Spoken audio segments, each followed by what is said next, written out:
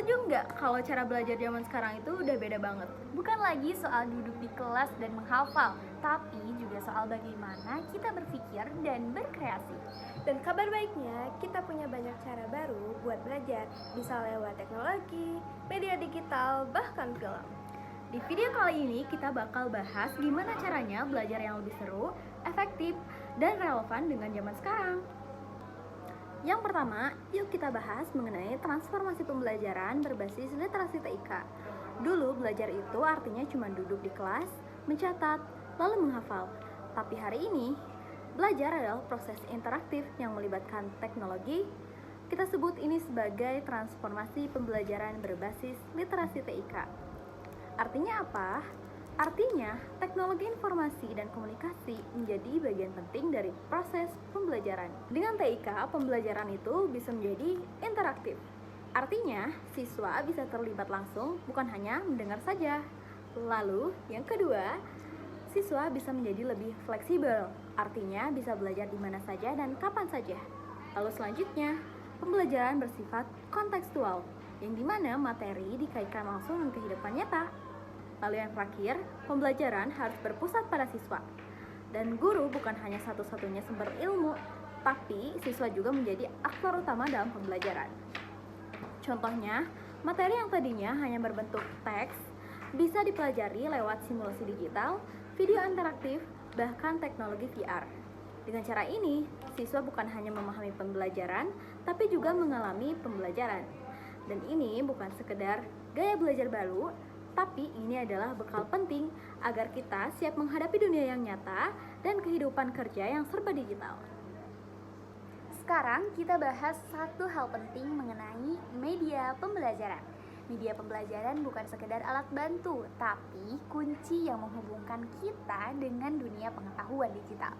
Contoh, dengan media seperti e-learning, video, game edukatif, atau platform interaktif, proses belajar jadi jauh lebih menarik.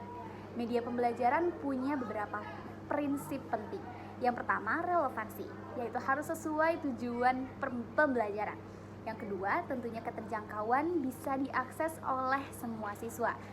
Kemudian ada interaktivitas atau siswa bisa ikut terlibat aktif bukan sebagai penonton pasif.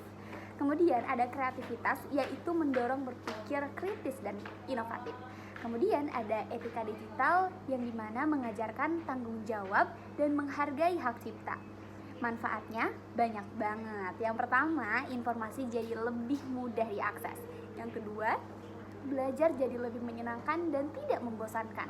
Yang ketiga, siswa terbiasa menggunakan teknologi dalam kehidupan sehari-hari. Tapi tentu saja ada tantangannya. Yang pertama, perlu perangkat dan koneksi internet. Yang kedua, tidak semua guru terbiasa dengan teknologi. Yang ketiga, distraksi dari media sosial bisa jadi pengganggu. Solusinya, guru harus cermat memilih media. Sekolah perlu mendukung infrastruktur dan siswa harus bijak dalam menggunakan teknologi. Ketika semua itu berjalan seimbang, media pembelajaran bisa mengubah ruang kelas jadi ruang eksplorasi digital. Nah, teman-teman, sekarang kita bahas cara belajar yang paling disukai banyak orang, yaitu menonton film.